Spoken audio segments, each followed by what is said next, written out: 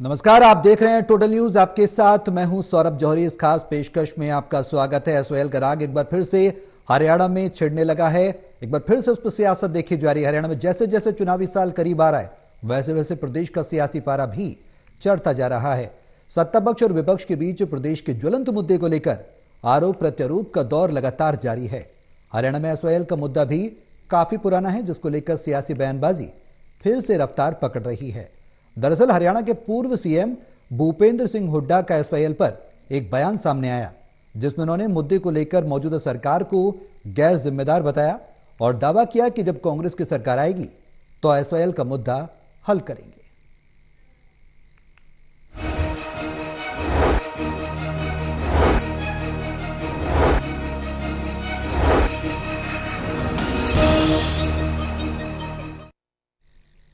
तो एसवाईएल पर दशकों से क्यों पेच फंसा है? आखिर क्यों हरियाणा और पंजाब सरकार की बात की जाए तो दोनों में सहमति नहीं बन पा रही? और क्या सिर्फ राजनीतिक जो रोटियां हैं वो सेकी जा रही हैं? राजनीतिक मुद्दों का क्या हल निकलेगा, ये एक बड़ा सवाल है। जनता के हितों को देखते हुए राजनेताओं को राजनीति से ऊपर उठकर फैसला लेने की जरूरत है। इसी पर चर्चा करेंगे, लेकिन उससे पहले एक रिपोर्ट आपको दिखाते हैं, फिर चर्चा को बढ़ाएंगे आगे।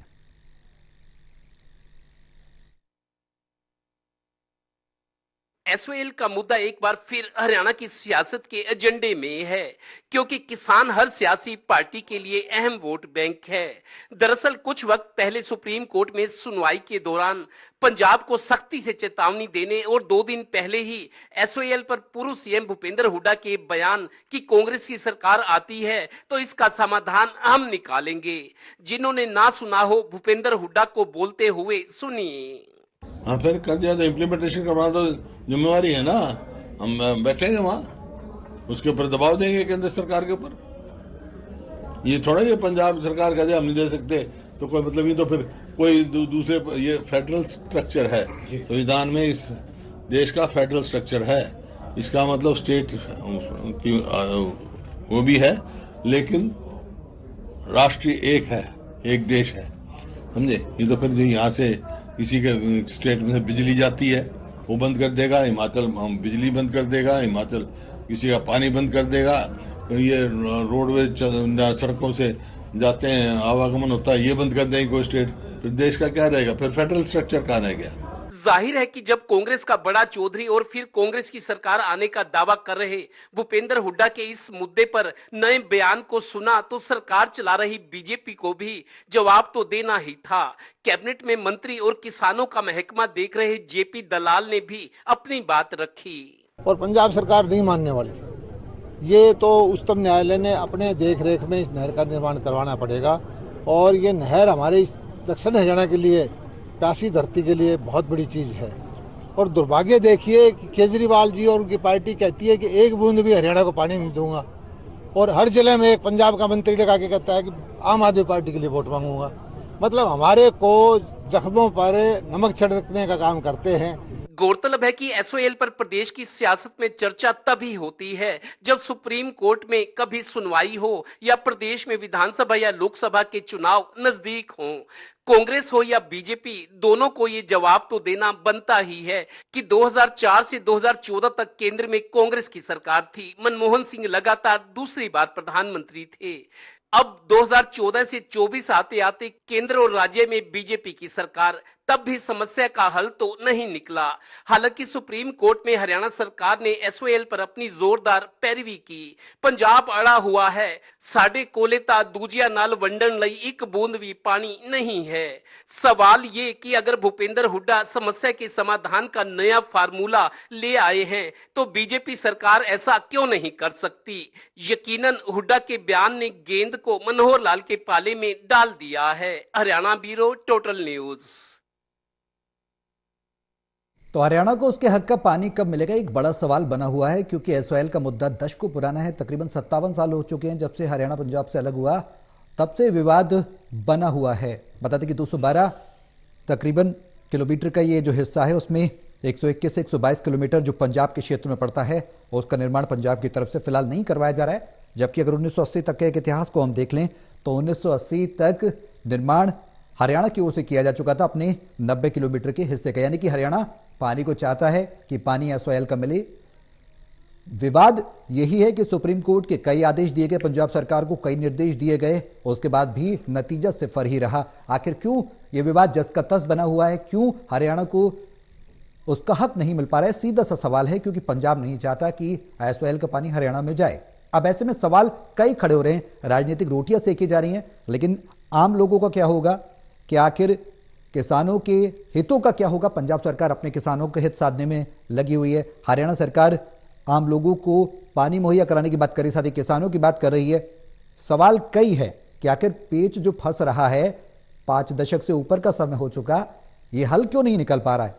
क्योंकि अब सुप्रीम कोर्ट ने हालिया आदेश की बात करें तो सुप्रीम कोर्ट ने हालिया आदेश दिया है कि केंद्र सरकार मॉनिटरिंग कराए, जो कि पंजाब का क्षेत्र है उसका निर्माण करे, मॉनिटरिंग कराए और जल्द से जल्द इस पूरे मामले को सुलझाए, सर्वे कराए और सर्वे के बाद आगे के इस प्रोसेस को आगे बढ़ाए, जिससे कि पंजाब का निर्माण पूरा हो, क्षेत्र का जो कि एसवाईएल का है, और पानी रिलीज किया जा सके, सहमति बनाई जा सके। तो वहीं पंजाब के मुख्यमंत्री भगवंत मान ने कहा है कि हमारे पास एक बूंद भी पानी देने को हरियाणा को नहीं है। ऐसे में हरियाणा को क्या हक मिल पाएगा? भूपेंद्र हुड्डा का ताजा बयान ये कि मनोहर लाल की सरकार यानी बीजेपी की सरकार ये जो एसवाईएल का मुद्दा है वो हल नहीं करवा पा रही है। जब कांग्रेस की सरकार आएगी तो हल हम करवा लेंगे, यानी कि प्रदेश में कांग्रेस की वो बात कर रहे हैं। लेकिन सवाल यही है सीधा कि जब केंद्र में कांग्रेस थी 2004 से 2014 तक, तब इस मुद्दे को हल क्यों नहीं करवाया गया? 2004 में केंद्रीय लोक निर्माण विभाग को पंजाब सरकार से काम लेने के लिए जब नियुक्त किया गया था तो केंद्र में सरकार कांग्रेस की थी। उस वक्त पंजाब सरकार जो था वो क्यों बनी रही और क्यों Punjab termination of agreement act पारित हो गया? तमाम ऐसे सवाल हैं, जिसके बाद पड़ोसी राज्यों से जो भी समझौते थे जलों को लेकर वो रद्द कर दिए गए। एक के बाद एक प्रोसेस बता रहे हम आपको। 1966 से विवाद बढ़ता चला गया और हरियाणा ने मजबूरी जब अपना निर्माण कार्य, अपना हिस्सा पूरा कर लिया तो फिर सुप्रीम कोर्ट का रुख किया 1966 में। उसके बाद 2002 में सुप्रीम कोर्ट ने पंजाब को एसवाईएल पर 1 साल के अंदर काम पूरा करने के निर्देश दिए। आंकड़े आप देखिए, 2004 की बात देखिए, और उसके बाद 2017 में भी सुप्रीम कोर्ट ने एक और आदेश जारी किया और एसवाईएल निर्माण करने की बात कही थी। उस समय प्रकाश सिंह बादल की सरकार थी पंजाब में। तो सवाल यही है कि आखिर क्यों नहीं समस्या का समाधान हो पा रहा, क्यों हरियाणा को उसका हक नहीं मिल पा रहा? ये तमाम बड़े सवाल हैं। रिपेरियन सिद्धांत पंजाब हमेशा से हवाला पुराने समय से देता आता रहा। अगर इतिहास पर हम थोड़ी सी नजर डालें तो जल निकाय से सटे मालिक जो है वो पानी का उपयोग करने का उसको अधिकार होता है। इस सिद्धांत के तहत इसका हवाला रिपेरियन सिद्धांत का पंजाब देता रहा।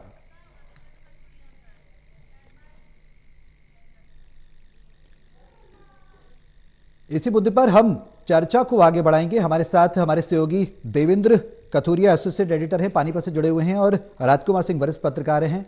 आप दोनों से मैं चर्चा को आगे बढ़ाऊंगा। देवेंद्र, सवाल वही है, राजनीति लगातार हो रही है और आखिर इस राजनीति का जो निष्कर्ष है वो क्या निकलेगा? आम लोगों को क्या उनका हक मिल पाएगा? हरियाणा को उसका हक मिल पाएगा? एक बार फिर से हुड्डा ने एक नया जो राजनीतिक घमासान है वो छेड़ दिया है और खट्टर सरकार के लिए ये बता दिया कि ये जिम्मेदार नहीं है, काम नहीं कर पाएगी, कंपैटिबल नहीं है, कांग्रेस आएगी तो कराएंगे।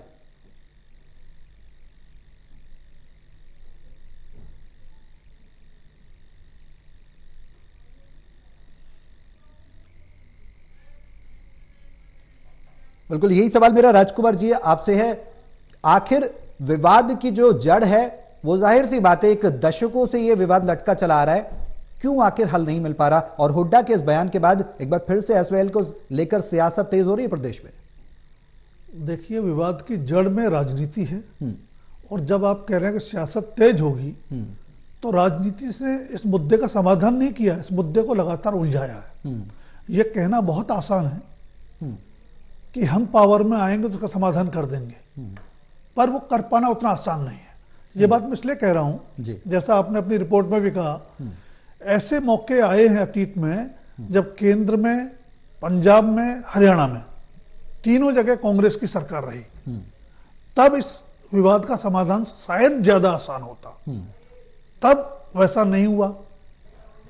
उसके बाद ऐसे मौके भी आए जब केंद्र में एनडीए की सरकार थी, पंजाब में अकाली दल और श्रोमणी अकाली दल और बीजेपी की सरकार थी जी, और हरियाणा में इंडियन नेशनल लोकदल की सरकार थी जो एनडीए का घटक दल था। यानी तीनों जगह एक दल की न सही, समान विचारधारा वाले दलों की या एक गठबंधन की सरकार थी, तब भी इसका कोई समाधान नहीं किया गया।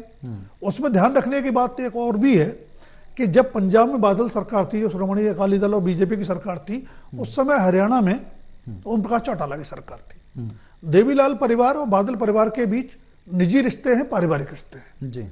लेकिन इस तरह की कोई गंभीर कोशिश न कांग्रेस के तीनों जगह सत्ता में रहते हुए की गई और न एनडीए के तीनों जगह सत्ता में रहते हुए की गई। तो ये कहना कि हमें मौका मिलेगा तो हम करेंगे, इन सबको मौका अतीत में मिल चुका है। बिल्कुल।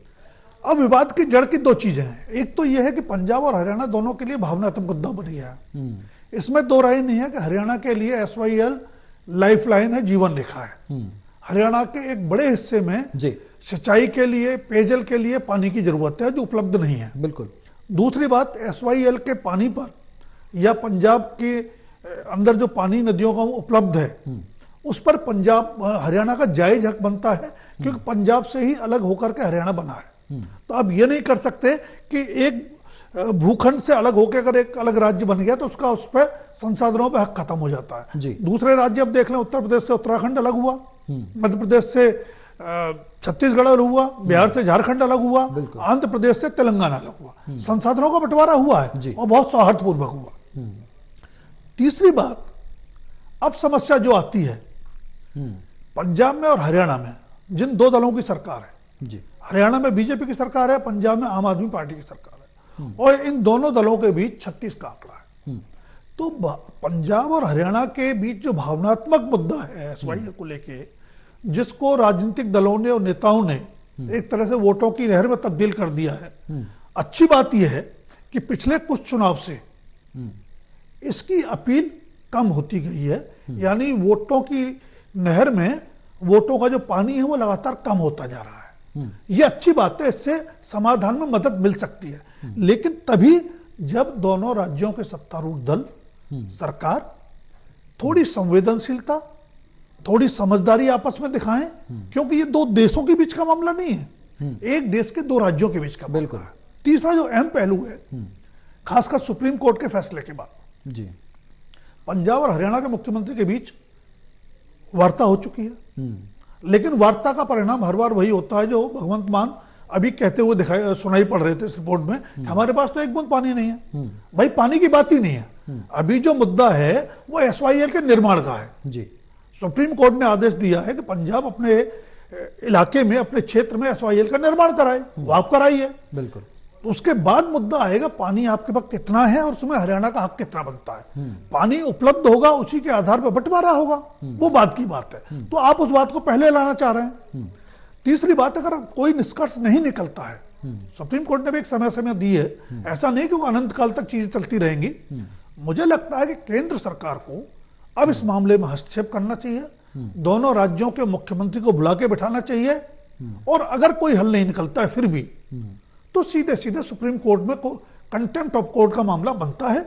पंजाब ये नहीं कर सकता कि हम पानी नहीं देंगे या हम नहर नहीं बनने देंगे। देश संविधान से चलता है, और भूपेंद्र हुड्डा ये बात सही कह रहे थे कि फेडरल स्ट्रक्चर है। आप अपनी बात कह सकते हैं, अपनी पैरवी कर सकते हैं अपने हकों की, लेकिन आप ये नहीं कर सकते कि मैं किसी की बात नहीं मानूंगा। बिल्कुल। तो जब तक ये रवैया हम नहीं छोड़ेंगे, एक दूसरे के साथ तालमेल नहीं दिखाएंगे, समझदारी नहीं दिखाएंगे, तब तक इस सवाल का हाल निकलेगा नहीं आसानी से। बिल्कुल। देवेंद्र, जिस तरीके से राजकुमार जी बता रहे हैं कि एक बेहद पेचीदा स्थिति में लाकर अब हरियाणा और पंजाब की दोनों ही राज्य अभी ऐसी स्थिति में है कि हरियाणा अपना हक मांग रहा है, पंजाब हक देने को तैयार नहीं है। सुप्रीम कोर्ट बार बार आदेश जारी करता है, सरकारें दरकिनार कर देती हैं, वोट बैंक की राजनीति करती हैं। अब हुड्डा का बयान एक तरफ और पंजाब का रुख जाहिर है कि एक बूंद पानी नहीं देंगे। हक मिलेगा या नहीं, बयान के क्या सिर्फ बयानबाजी से ही हक मिल पाएगा? ये तमाम ऐसे सवाल हैं जो खड़े होने लगे हैं। देवेंद्र, स्वरूप 1.5 साल पहले जब किसान आंदोलन शुरू हुआ था, दिल्ली को घेरा गया था रोहतक साइड से और पानीपत सोनीपत साइड से, तब वो मैंने देखा था जो हरियाणा के किसान थे, पंजाब के किसान जो धरने पर बैठे थे किसान आंदोलन में, उनके लिए सुबह ट्रॉली में दूध ले जाते थे, सब्जियां ले जाते थे, खाना बना के ले जाते थे, खिचड़ी ले जाते थे।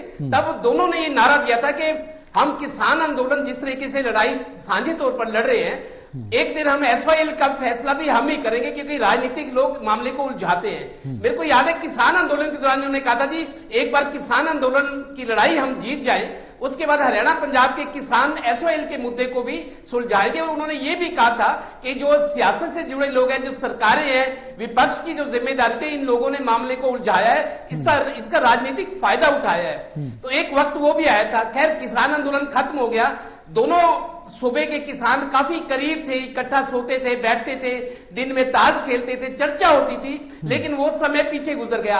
अब भूपेंद्र हुड्डा ने जो बयान दिया है कि फेडरल सिस्टम है हमारे देश का, राज्य सरकार के अपने अधिकार हैं, क्या राज्य सरकारें कर सकती हैं, क्या नहीं कर सकती, तो उसके केंद्र सरकार के पास कुछ विशेषाधिकार होते हैं, जैसे कुछ महकमे हैं, इनकम टैक्स का है, रेलवे है, एयरलाइंस है, ठीक है, बैंकों का है, तो केंद्र सरकार के पास ज्यादा शक्तियां, ताकि पूरे देश का प्रशासन, राज्य जो है संविधान के मुताबिक चले, अपने अपने अधिकार है, अपनी अपनी सीमाएं हैं। तो भूपेंद्र हुड्डा ने जो बयान दिया है, मेरे को लगता है उसने बीजेपी को मुश्किल में डाल दिया है। भूपेंद्र हुड्डा अगर ये कहते हैं कि हमारी सरकार आती है तो हम सुप्रीम कोर्ट पर दबाव बनाएंगे और एक तरह से केंद्र सरकार के खिलाफ धरना देंगे कि इस फैसले को लागू करो, हम उनको मजबूर कर देंगे केंद्र सरकार को। अगर सुप्रीम कोर्ट ने कहा है कि केंद्र सरकार की जिम्मेदारी है वो कोऑर्डिनेटर के तौर पर काम करे, इस मुद्दे को सुलझाए, क्योंकि केंद्र सरकार बड़ी सरकार है। तो अगर भूपेंद्र हुड्डा ने ये नया फार्मूला सुझाया है, तो मेरे को लगता है अब मनोहर लाल के लिए, बीजेपी सरकार के लिए भी जरूरी है कि इसकी काट कैसे निकाले।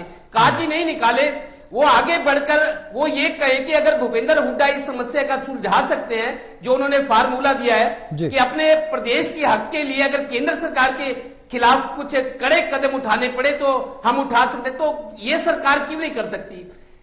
तब लगे कि जैसे अब आजकल चुनाव का टाइम है, बीजेपी थोड़ा सा लग रही है कि जो लोगों की पब्लिक सेंटीमेंट्स हैं, थोड़ी सी दिक्कत भी हो सकती है बीजेपी के साथ। तो बीजेपी सरकार चला रहे लोग, पार्टी संगठन इस मुद्दे पर अड़ जाए कि हम हरियाणा के पानी के लिए केंद्र सरकार पर दबाव बनाएंगे, हम केंद्र को कहेंगे कि हरियाणा का हक दिलाओ। अगर भगवंत मान मुख्यमंत्री पंजाब ये कहेंगे साढ़े को एक बूंद भी पानी नहीं है, दूजिया के नाल वंडल है, उन्होंने हरियाणा का नाम नहीं लिया, एक आध बार दिया लेकिन नहीं लिया, क्योंकि यमुना के पानी में थोड़ा हिस्सा यूपी का भी है, राजस्थान भी दावा करता है। तो भगवंत मान कहते हैं कि हमारे पास किसी सूबे के साथ बांटने के लिए एक बूंद पानी नहीं है। जब ये फैसला हुआ था, जब नहर बनने का समझौता हुआ था, तब हालात और थे। आज जरूरतें बढ़ गई हैं, आबादी बढ़ गई है, पानी के स्रोत कम हुए हैं, तो भगवंत मान अपनी दलील देते हैं।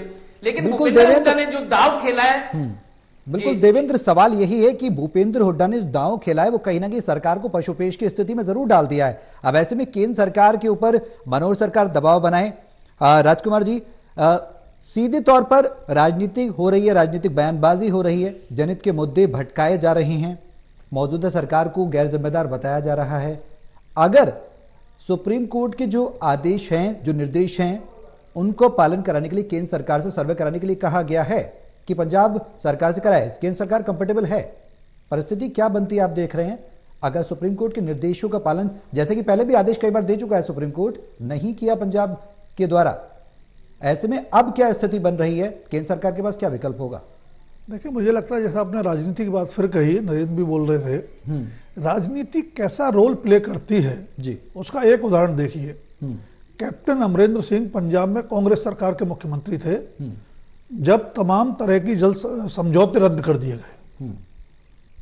न कांग्रेस के केंद्रीय नेतृत्व ने उनसे कुछ सवाल किया, न हरियाणा में कांग्रेस की सरकार थी उसने कुछ कहा, बिल्कुल सब शांत रहे। और वही कैप्टन अमरिंदर सिंह आज बीजेपी के वरिष्ठ नेता है। तो राजनीति, बिल्कुल सही कह रहे थे, चीजों को सुलझाती नहीं है, उलझाती है। ऐसे में केंद्र सरकार का दायित्व बनता है कि दोनों राज्य सरकारों को बिठाए, मुख्यमंत्री को बिठाए और एक निर्णायक पहल करे। फिर भी नहीं होती है तो ये सुप्रीम कोर्ट के लिए मुझे लगता है एक बड़ी कठिन परीक्षा की घड़ी है कि इस देश को फेडरल स्ट्रक्चर के सहारे, संविधान के सहारे चलना है या किसी राज्य सत्ता की जिद के सहारे चलना है। यह बात अलग है कि पानी है नहीं, जैसे मैंने पहले कहा, फिलहाल सवाल है नहर बनने का। नहर बनाने में भगवंत मान को आपत्ति क्या है, उन्होंने आज तक नहीं बताया। पानी की उपलब्धता के आधार पर बंटवारा होगा, वो भविष्य की बात है। तीसरी बात, पानी की जरूरत और आबादी अगर पंजाब में बढ़ी है तो बाकी राज्यों में भी बढ़ी है, और स्रोत जहां है वहीं है। आप हर जगह नहर खोद के नहीं निकाल सकते हैं। तो ये मुझे लगता है कि कुतर्क के सारे चीजों को भटकाने की कोशिश है। लेकिन फिर भी क्योंकि एक ही देश के दो राज्य हैं, पड़ोसी राज्य हैं, बल्कि एक ही राज्य से बने दो राज्य हैं, बिल्कुल पंजाब हरियाणा को गंभीरता से, संवेदनशीलता से एक कोशिश करनी चाहिए। केंद्र को भी पहल करनी चाहिए, और नहीं तो अंतिम निर्णायक फैसला सुप्रीम कोर्ट को सुनाना पड़ेगा। तीसरी बात जो अभी आपके संवाददाता कह रहे थे, ये बहुत पते की बात है, समझने की जरूरत है जी। जब किसान आंदोलन था, करीब 1.25 साल से ऊपर चला, दोनों राज्यों के किसानों में जिनके हितों की दुहाई देकर के दोनों राज्यों के राजनीतिक दल मामले को भटकाने की या उकसाने की कोशिश करते हैं, उनमें गजब का समन्वय दिखा, सहयोग दिखा। वही सवाल राजकुमार जी, वही एक सवाल है कि आखिरकार ये जो नतीजा है, नतीजे तक क्यों नहीं पहुंच पा रहे हैं राज्य? एक बड़ा सवाल है। महेश भी हमारे साथ हैं इस बीच। राजकुमार जी, महेश, सवाल वही है, सियासत लगातार हो रही है, केंद्र पर दबाव बनाए, भूपेंद्र हुड्डा ने कहा खट्टर सरकार दबाव नहीं बना पा रही है, जिम्मेदारी नहीं निभा पा रही है, तमाम सवाल खड़े हो रहे हैं। दबाव कौन बनाएगा? कह रहे हैं कांग्रेस आएगी तो दबाव बनाएगी। अब तक एक इतिहास गवाह है कि अब तक पानी नहीं मिल पाया हरियाणा को हक का, अब मिलेगा।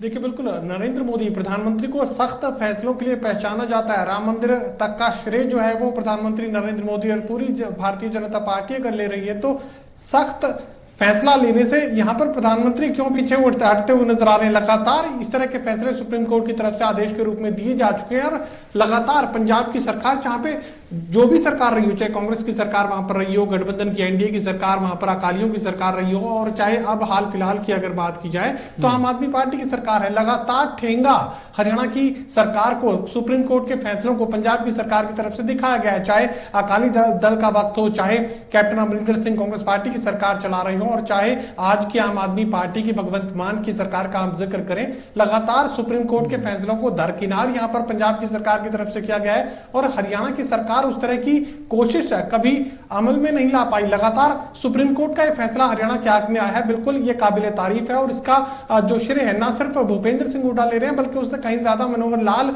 ये श्रेय लेने की कोशिश कर रहे हैं कि ये हमारी कोशिशों का नतीजा है कि फैसला हमारे हक में आया। लेकिन सिर्फ फैसले से क्या होगा? पानी हरियाणा को, और खासकर दक्षिणी हरियाणा की प्यास को कब बुझाएगा? एसवाईएल का पानी हरियाणा को मिलेगा भी कि नहीं मिलेगा, या सियासी बयानों के बीच ये सब कुछ उलझा रहेगा? फिलहाल सुप्रीम कोर्ट के फैसले से ये लग रहा है कि हरियाणा के किसानों को अब एसवाईएल का पानी बस मिलने ही वाला है, लेकिन हकीकत यह है कि ना तो एसवाईएल नहर तैयार है पंजाब के क्षेत्र के अंदर, और ना ही अगले एक लंबे अंतराल तक किसी भी तरह के पानी के फैसले को ना तो आम आदमी पार्टी की सरकार अपनी मोहर लगाने जा रही है, और ना ही हरियाणा की सरकार की तरफ से ऐसा कोई दबाव केंद्र पर बनाया जा रहा है। चुनावी मौसम है, चुनावी बयानबाजी लोकसभा चुनावों के लिहाज से हरियाणा में भी देखने को मिलेगी, और इसी तरह का माहौल यहां पर पंजाब में भी देखने को मिलेगा। और प्रधानमंत्री नरेंद्र मोदी हो सकता है कि चुनावी मौसम और उत्तरी भारत के वोटों पर जब प्रधानमंत्री की नजर पड़ेगी, तो उसके बाद हो सकता है कि इसके हक में या इसके बीच का कोई रास्ता निकालकर प्रधानमंत्री की तरफ से भी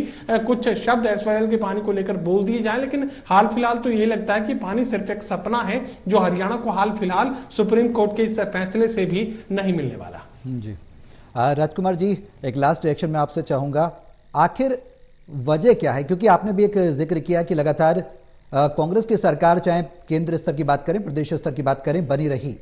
संक्षेप में मैं आपसे सवाल जवाब चाहूंगा इसका कि आखिर क्या वजह है, हल क्यों नहीं निकल पा रहा है?